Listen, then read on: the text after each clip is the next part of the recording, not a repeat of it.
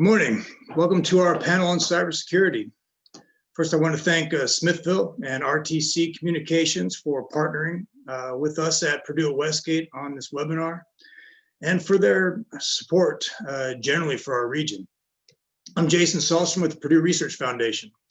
I direct the team at the Westgate Academy, which serves as a regional technology hub, connecting and supporting innovators from academia, startups, corporations, as well as our defense partners at the Naval Surface Warfare Center, Crane. The Westgate Academy, which is a technology incubator, training office, and conference center, sits at the Westgate at Crane Technology Park, which is outside the Westgate of the Crane Naval Base here in southern Indiana. Cybersecurity is an exciting subject for us because of our region's strength of assets that we sit at the intersection of here at Westgate.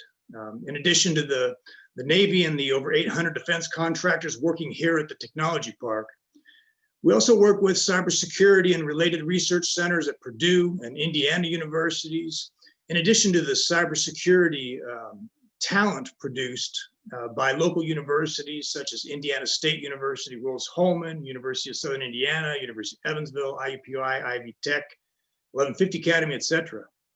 So given our innovation capacity, coupled with the talent production capacity, cybersecurity is a huge opportunity for our region. So before I introduce our panel, your questions during the discussion can be asked by using the Q&A chat function, which you see at the bottom of the Zoom window and can be clicked on to access. Also, a recording and related materials will be shared with you following the event. So now I'm happy to introduce our panel and thank them for partnering on this event. First, I'll introduce Brett Gilsinger, who serves as Chief Technology Officer for RTC Communications. Brett brings valuable insights to our discussion, especially from the technology perspective. Prior to RTC, Brett served in a variety of roles, moving up from network engineer to vice president of network operations. Brett understands the technology service providers employ when delivering services to customers and understands the importance of having reliable systems, processes, and the security that enables success. Next, bringing the valuable perspective of researcher, we have Dr. Apu Kapadia, who serves as a professor in the Department of Computer Science at Indiana University, where his research focuses on computer security and privacy, with an emphasis on usable security and human-centered computing, which touches on things reaching from the Internet of Things to social networks. Dr. Kapadia's recent work has centered on privacy in the context of pervasive photography, again, intersecting wearable devices, social media, etc. Next, we have Gabe Levy, who brings to the discussion the critical policy perspective. Gabe serves as Director of Information Security for Smithville, where he works to build robust information governance to ensure appropriate data management policies for the company. Gabe's academic background is particularly well suited for this position, having a Juris Doctorate from IU's Maurer School of Law, coupled with a Master's of Science in Cybersecurity Risk Management from the IU Graduate School.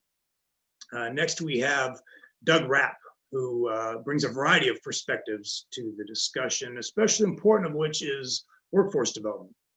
Doug currently serves as president of Cyber Leadership Alliance and as director of cybersecurity outreach at Purdue University, working on course development and extending access to Purdue cybersecurity training.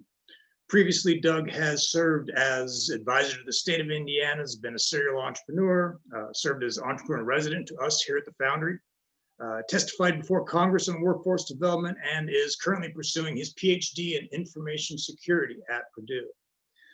Finally, let me introduce our esteemed moderator of the panel, Dr. Robert Templeman.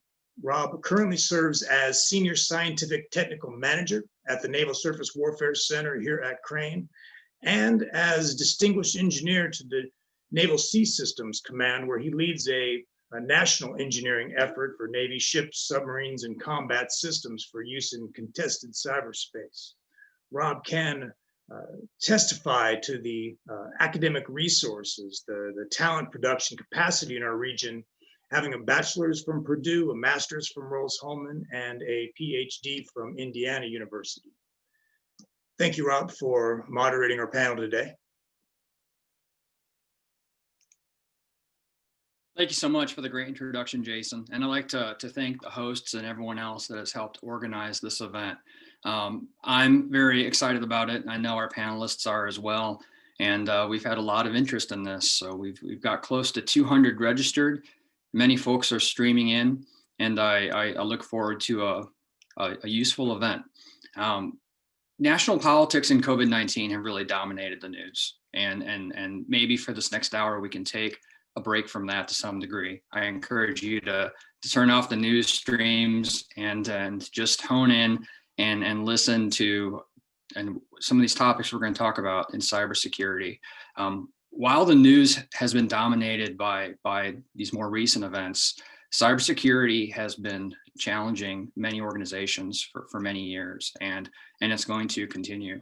To kind of contextualize what we're seeing in the region here, the most recent FBI Internet Crime Report covers 500,000 complaints in the last year that affected individuals and businesses and resulted in over $3.5 billion worth of losses. Indiana made a top 10 list, that type of top 10 list you don't want to be on, where they were one of the top 10 states in terms of the number of complaints or victims. Nearly 10,000 incidents were in our state in 1 year alone. And if you look at the 2020 Verizon Data Breach Investigations Report, which is a very useful annual report, they find that small businesses accounted for 28% of the disclosed breaches.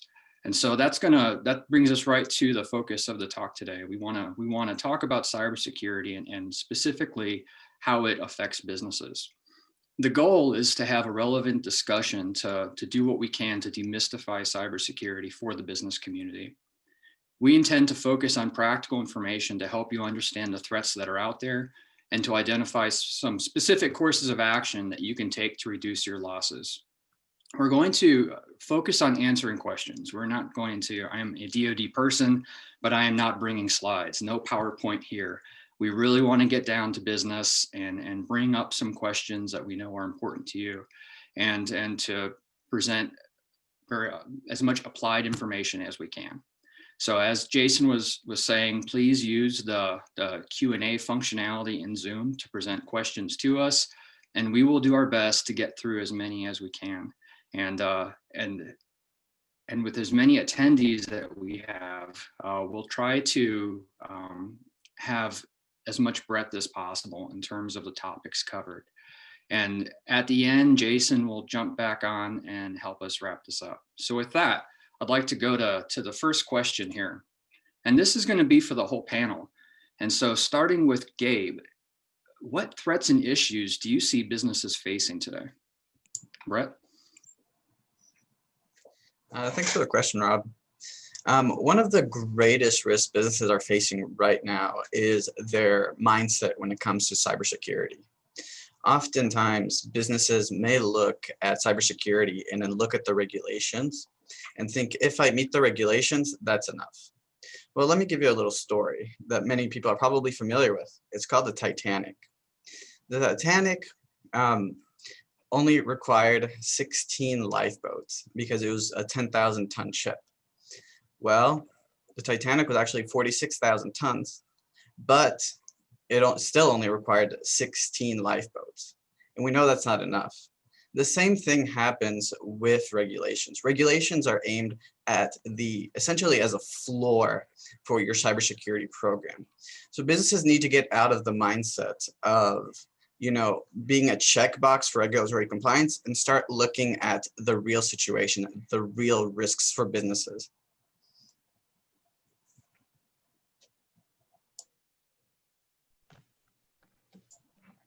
Doug?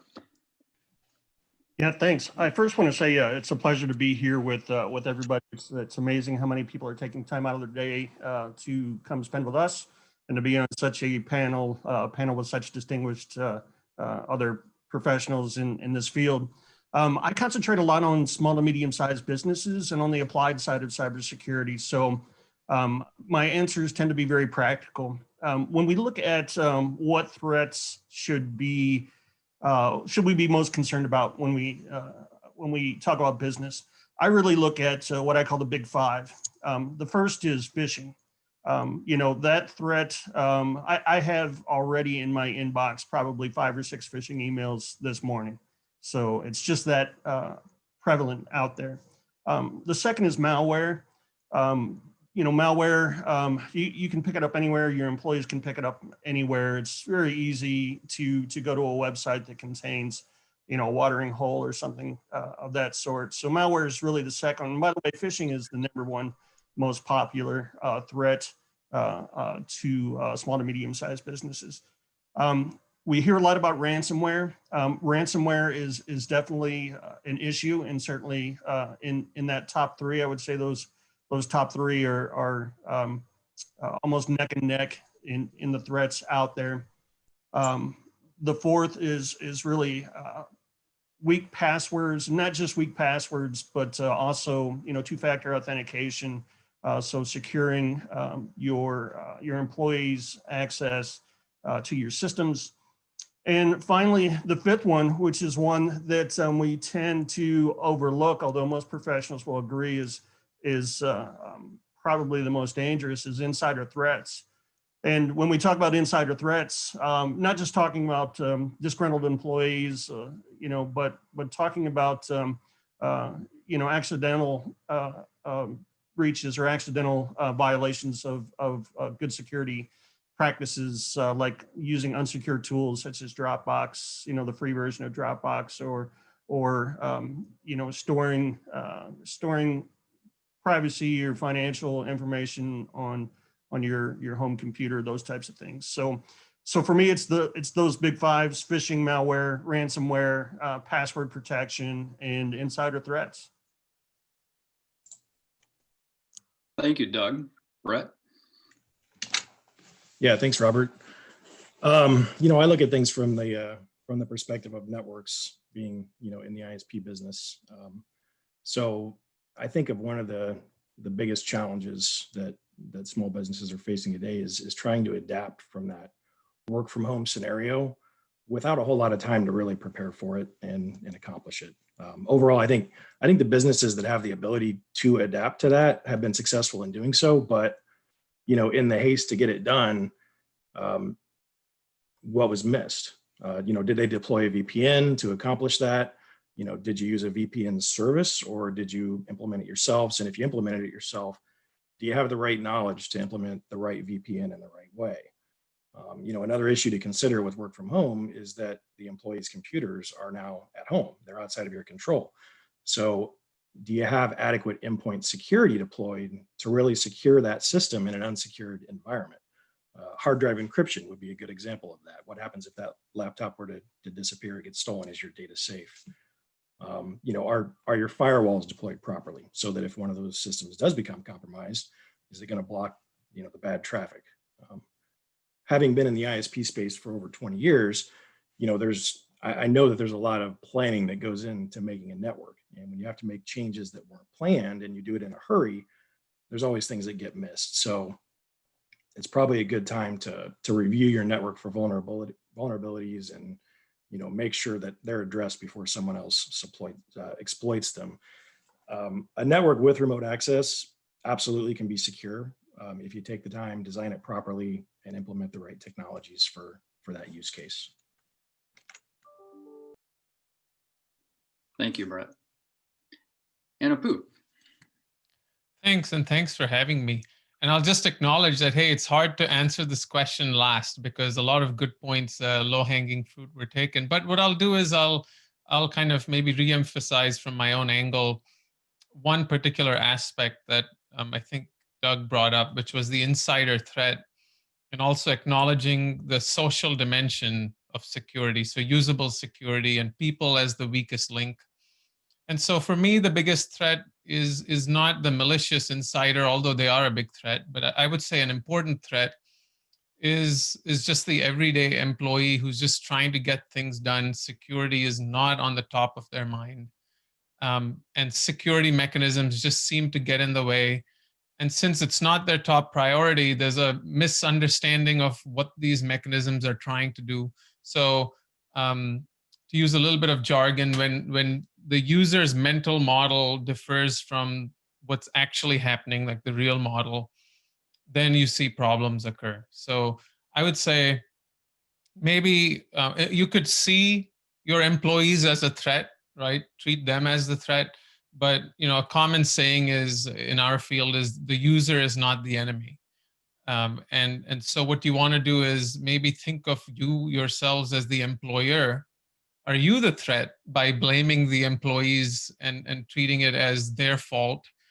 So what I would say is, the employers, the designers of the security mechanisms, the ones that you're going to deploy, or the people choosing these mechanisms, you keep an eye out for usable security mechanisms that are more intuitive.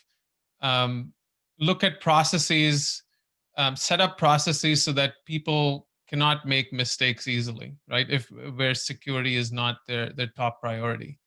Now, related to that, I'll just quickly mention that, yes, I do believe, again, on the human dimension, that social engineering, where the hacker is trying to hack the human, not the system, is a major vector for getting in. And what's already been mentioned, phishing attacks, right? So people will just still click on that attachment, right? And especially now, emails seem to come from your boss, right? I get plenty of these emails coming from my dean, seem to come from my dean or my department chair, and you just feel so obligated to click on the attachment or call that phone number or text back or something like that.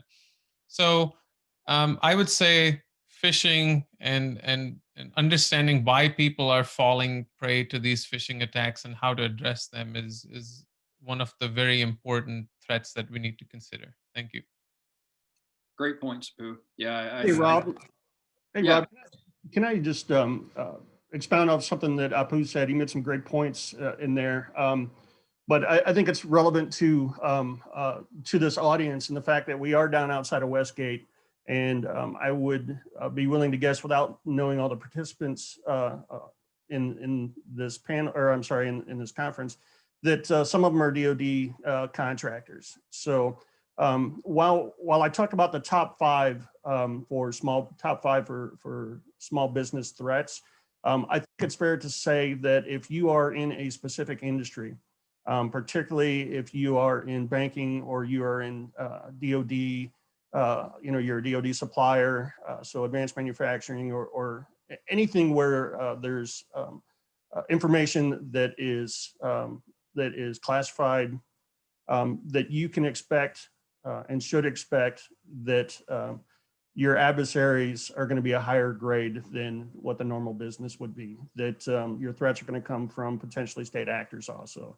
So, and they generally have a lot more time and resources if they really want to go after something. So sorry for interrupting, Apu, but I wanted to build off your point. Yeah, great point. Great point, Doug. So we really want to focus on those good things that you can do to improve your security posture. But sometimes, you learn a lot from those mistakes, the mistakes of others. And so for the next question, I'd like to ask the panel, what's the worst thing that organizations can do? What's the worst thing that a business has done or can do, with good intentions to try to be secure, but it's failed or it's just not going to work out? So again, if we can start with Gabe there, do you have something you can offer? Yeah, absolutely. Well, I'm really glad to see that this trend is turning, but in the past, businesses often kind of threw the issue of cybersecurity over to their tech teams and essentially kind of had them deal with it on their own. Well, cybersecurity is not a tech problem. Cybersecurity is a business problem. Cybersecurity is about managing business risk. So I'm really glad to see businesses moving away from, just having their tech, their tech departments deal with it. But now that they're more aware that it's a business risk, there's also the new problem of businesses going out and essentially just trying to buy tools for every single issue that they can think of. Oh, you need to manage your network, buy a tool for this. A vendor comes up to you and presents you a problem. I need to buy a tool for this. And they keep buying and buying and buying new cybersecurity tools. And their employees have to learn them, manage them, and really look at the alerts that are coming from these tools. But now you have too many tools, within your organization. And instead of more visibility into what's going on with your cybersecurity posture, you're having less. So I think that's really one of the big problems with businesses right now is instead of continuously buying tools, they need to learn to utilize their existing tools and think a little bit about the resources before they go out and engage with another vendor.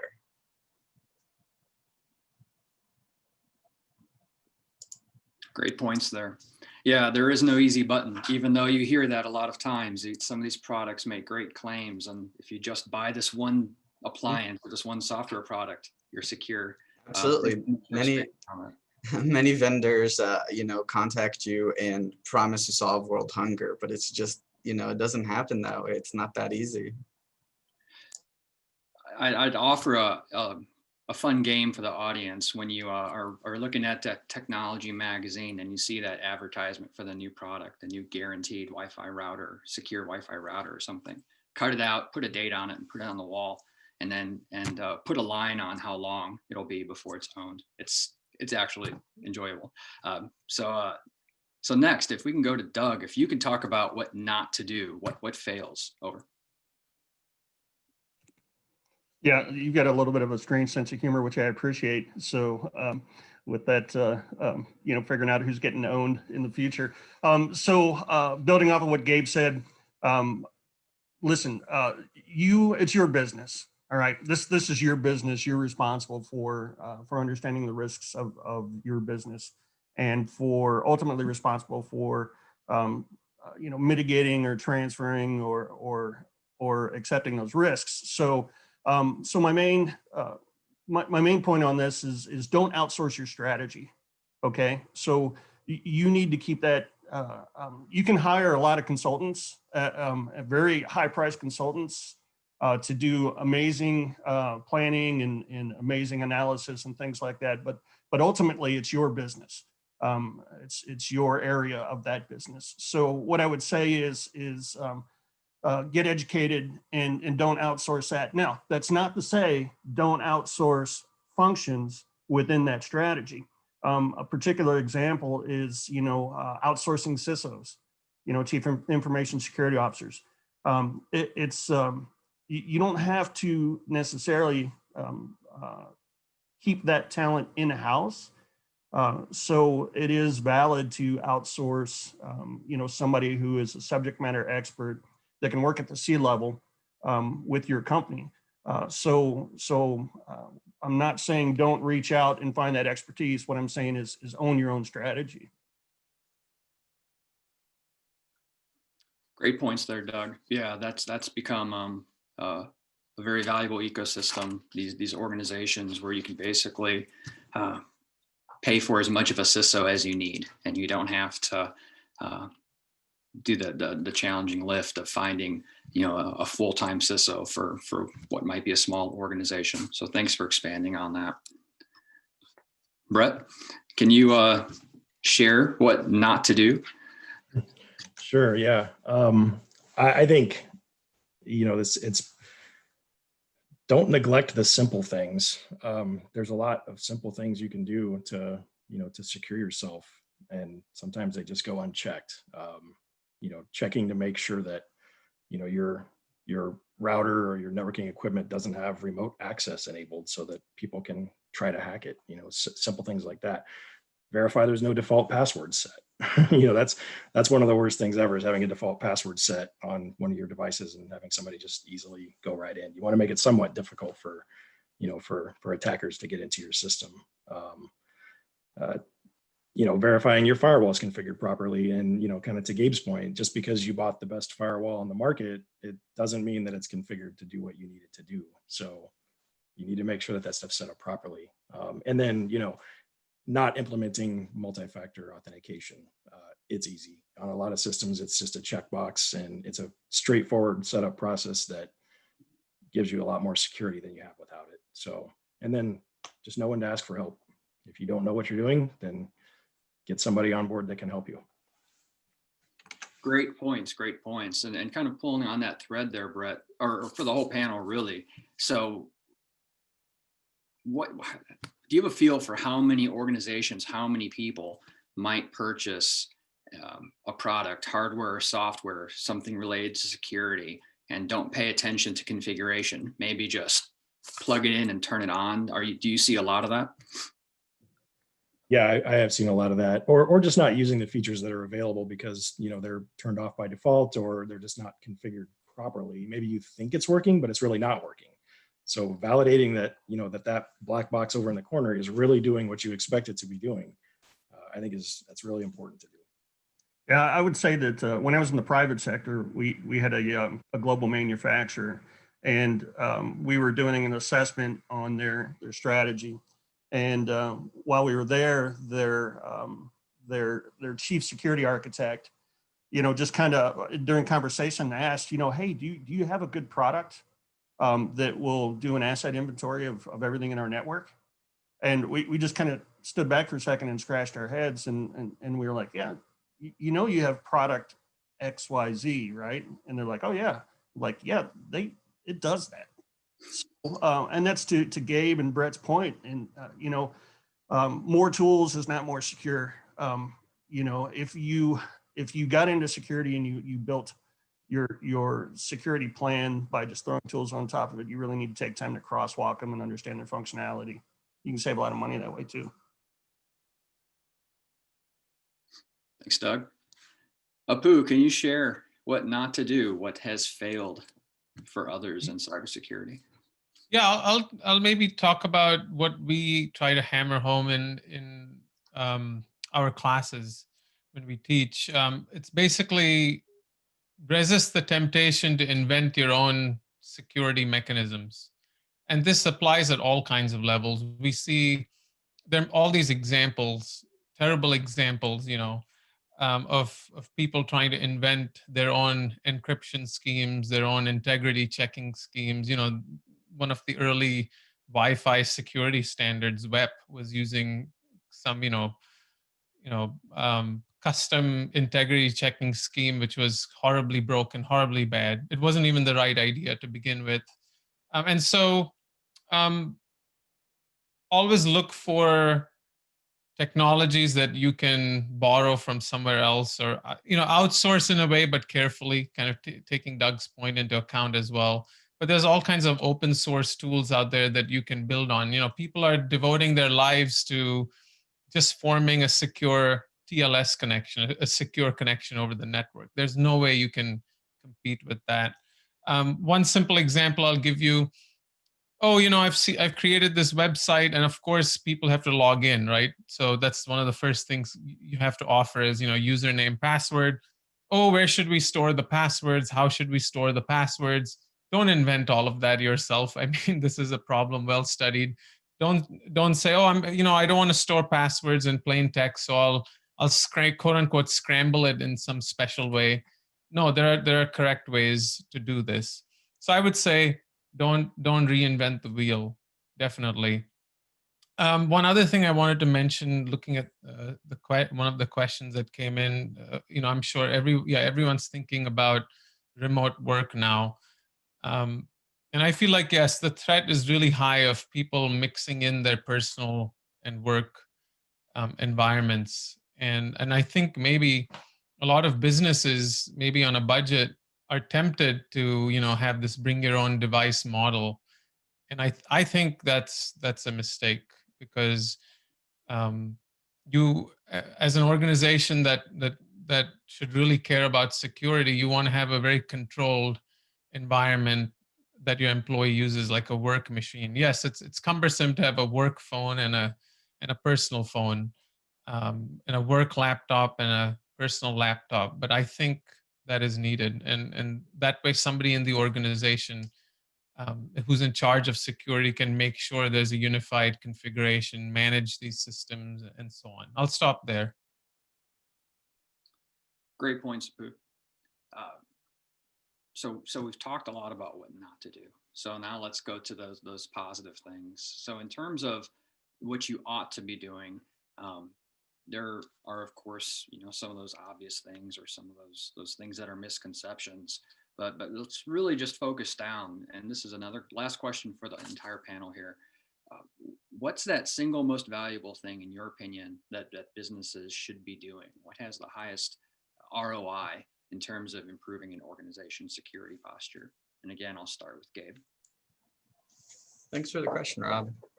I think the single most valuable thing a business can do is for the leadership of the organization to have the backings of their cybersecurity employee. For example, as you're trying to go past compliance requirements and actually hit frameworks and best practices, you're going to have to make a lot of changes within the organization. And oftentimes these changes are unfortunately going to be unpopular. They might be a little bit more burdensome on employees, such as using multi-factor authentication or having longer passwords or simply not tailgating. But if you don't have your backings of senior leadership, then employees will often simply try and disregard it. For example, you set up a multi-factor login for your organization. Well, a couple people in your leadership don't necessarily like the idea, and they want to be able to access their machines quickly. So they tell you, disable it for me. Well, employees are starting to learn that certain employees don't have to use multi-factor, and they start to disregard the security policy and kind of disrespect the security posture of the organization. And unfortunately, that situation can slowly deteriorate to where cybersecurity, even its the simplest forms, is just not taken seriously until something happens within the organization. Unless you have leadership that is serious about cybersecurity and serious about the organizational changes that need to happen, you're likely going to have a really hard time implementing and maintaining the enhanced security that you're trying to provide to your organization. Great points. Thank you. And Doug? Yeah, so the single most Best thing for organizations to do. Yeah, single most important thing that you can do is create a culture, a security culture, and it doesn't have to dominate your total culture of your business. It's one aspect of it, but and the way you do that really is through training and education. Single most it's easy, it's relatively inexpensive, and it has the highest payoff. Now, this is a bit of a trick question, all right? And it's a bit of a trick question in the fact that, every organization has unique risks. And then, they have, along with those unique risks, they have to determine whether or not to accept those risks, mitigate them, or transfer them, right? So, but if we look at, again, what I mentioned, the big five, and what the most relevant threat out there to the majority of the businesses, that goes on with phishing and malware. And those are things that are human. As Apu said, they're human centric.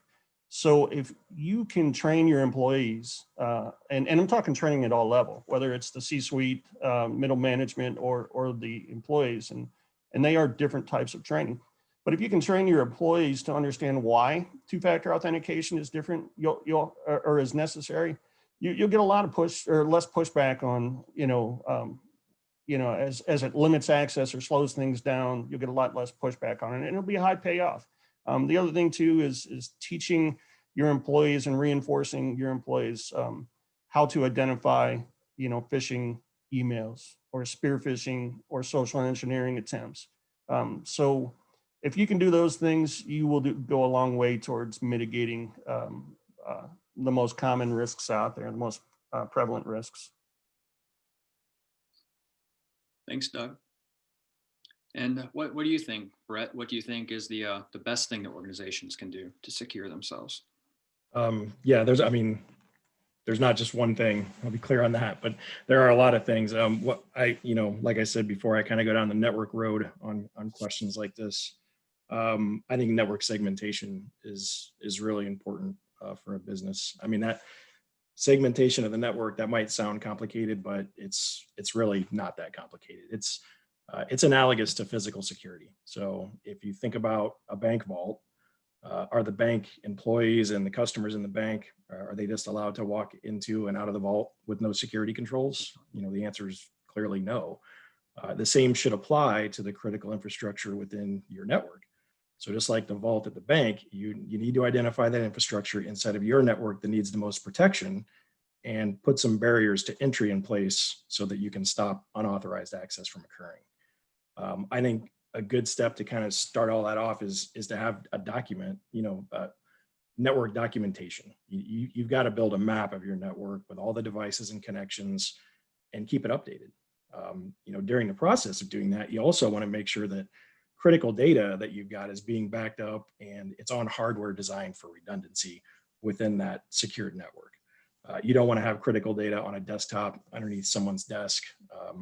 I've seen that happen before. Never turns out good. The other scenario that I commonly see is networks that just occur as the company grows without being planned. So, after you do go through this process to kind of document and map out your network, you got to make sure that there's a process in place to document any changes going forward. So once you kind of got all that, you use VLANs, routers, and firewalls to segment off that critical infrastructure in your network. And basically your vault should be on its own physical network or within its own VLAN, and it should only be accessed by going through a firewall. That way you can control and you can log exactly what traffic is going into and out of that secure area. Also when you're setting up the firewall, like I said before, do your homework.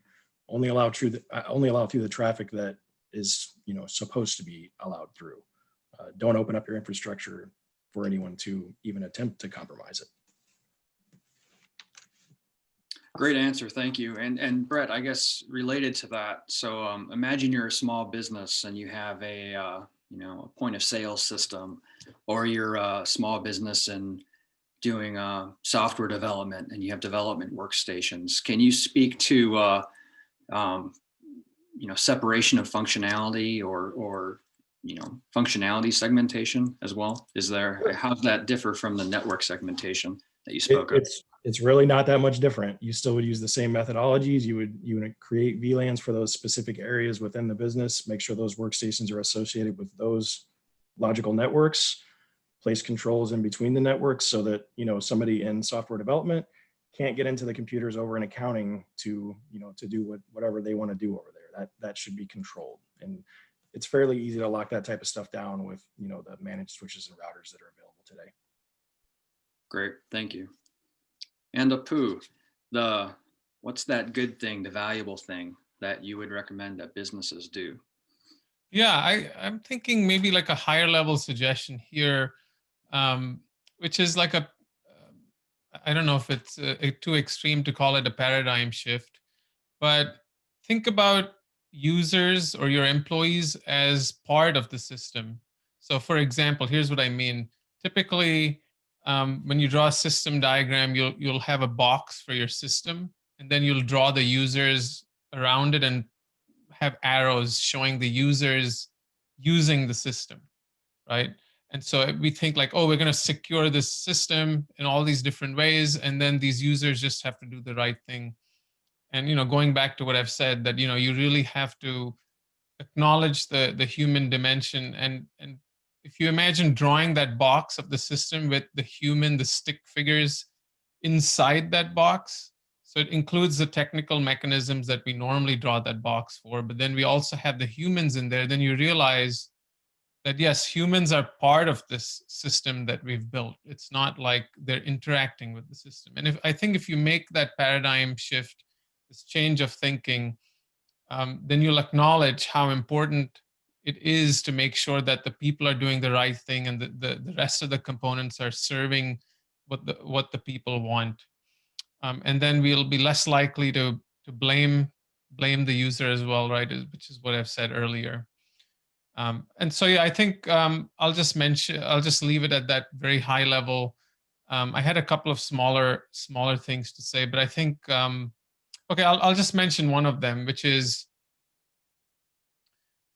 like, don't think, and I think this was already mentioned, but don't think about security and privacy as an afterthought. I think maybe Brett mentioned this. You know, don't procrastinate. I don't know if that's the right word, maybe, but maybe that's the reality, right? We just want to grow the network, just build what we want to build for our business, and then security often comes in as an afterthought. And I realize that that's the reality, but try to fight that as much as possible and bring in the security mindset and the security folks in earlier rather than later, because it's always harder to retrofit. And meanwhile, bad things can happen. If I can quickly add on to Doug and Apu's points, I mean, humans are practically everything when it comes to cybersecurity, and they're a huge part of the system. But you also have to realize that humans make mistakes.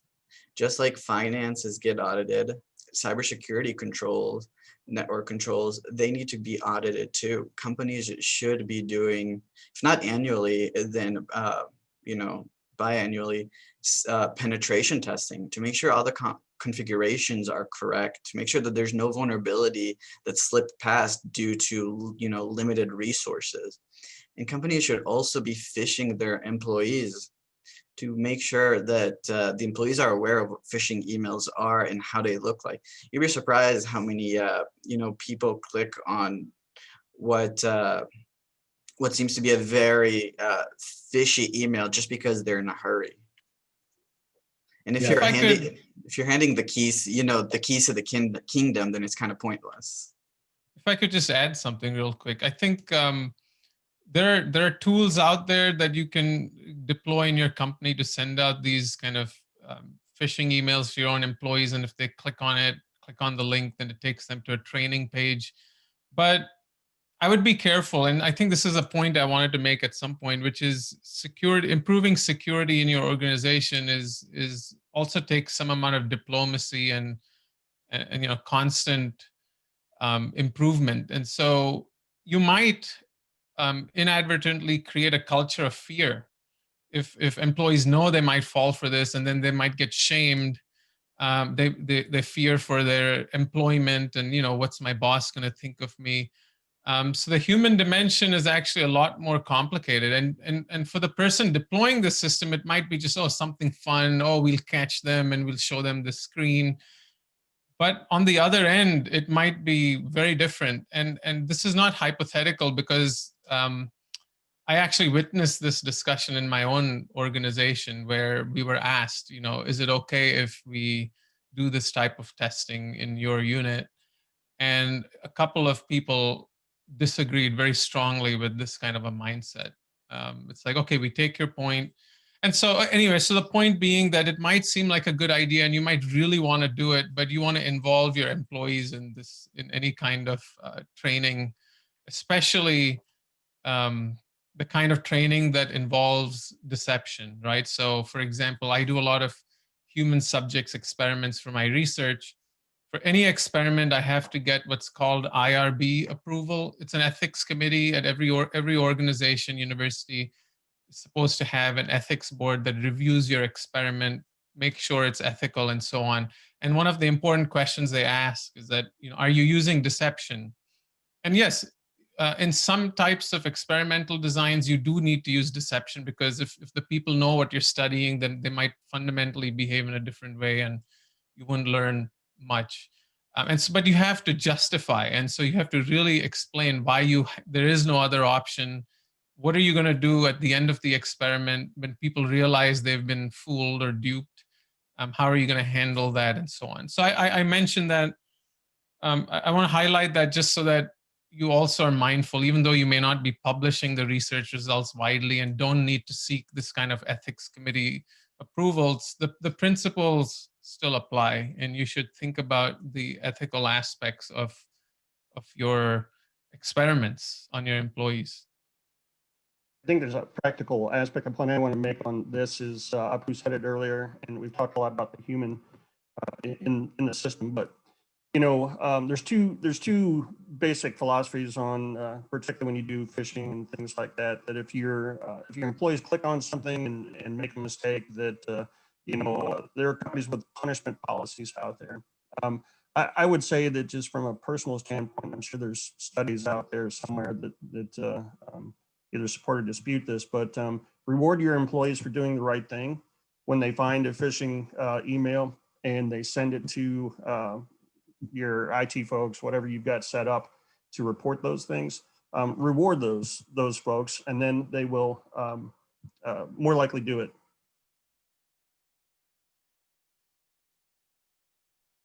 Great points there.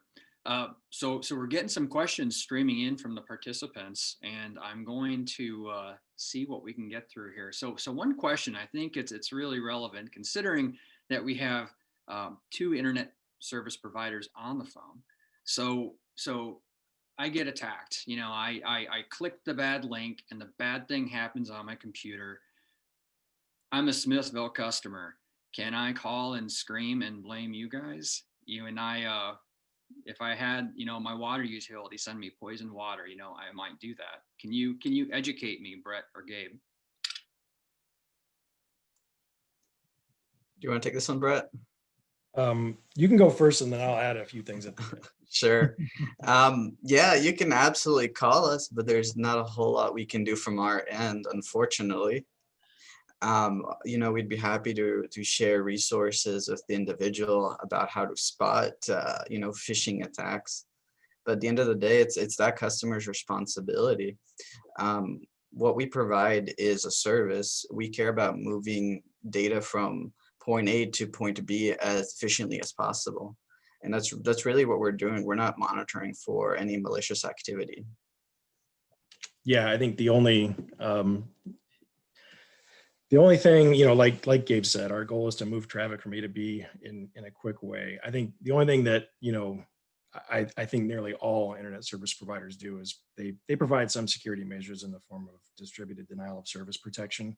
So if there's a large scale, DDoS attack against the network in general or against you, the systems at an ISP will filter out a lot of that stuff. But really, security of your data and your network, it's really in your hands. We'll help and we'll advise if you call. Yeah, we're gonna do what we can to help you out, but there's not a lot that we can do when it comes to things like that. Great points. Next question. So we've received a couple questions that relate to working from home and the situation that COVID has pushed a lot of businesses into. Apu made some great points about bring your own devices and the risk that you face there. But let's talk about extending your network out. So when you have employees working from home, and whether it be BYOD or a corporate machine, and they have to touch your network, what do you recommend that businesses do here? Maybe you can speak to VPNs, Brett.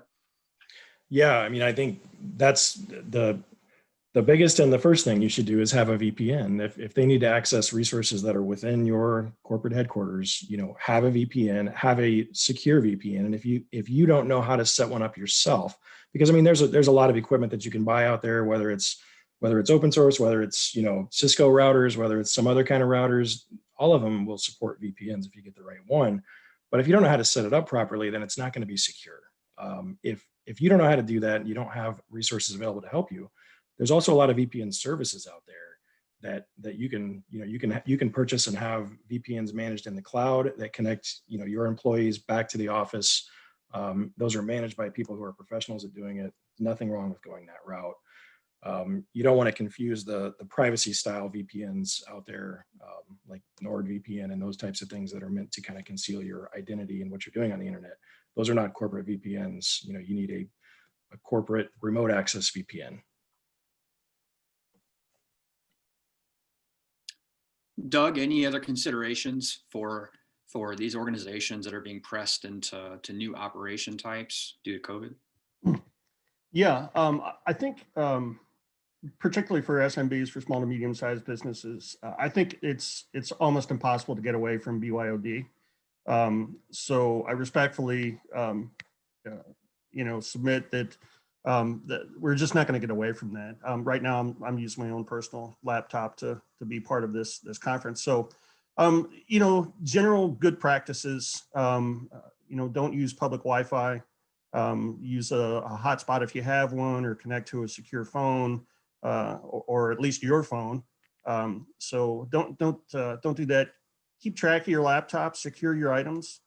When you travel, if you go somewhere, I don't know how many people out there are international travelers, but if I go, there are certain countries that if I go to, I take a burner phone with me, or I absolutely use a VPN, or take a laptop that either I don't personally care about, or if you're part of a company, many companies have laptops that they prepare for people when they travel, and then they wipe them when they get back. And that's particularly important when you're dealing with, information that's sensitive of any kind. So just good cyber hygiene habits like that. When I worked for the state government, they actually had wipers installed on our devices. So if there was a compromise, they could remotely wipe our machines or our phones, and we had to consent to that. So there is a trade-off with BYOD, and again, I don't think you can get away from it, particularly in a time where business has either done digital transformation or is getting ready to go out of business. In COVID, if you haven't made that migration aggressively towards digital transformation, you're probably not going to be around too much longer, or you're already gone. So. So I would just say those few things that are, good cyber hygiene.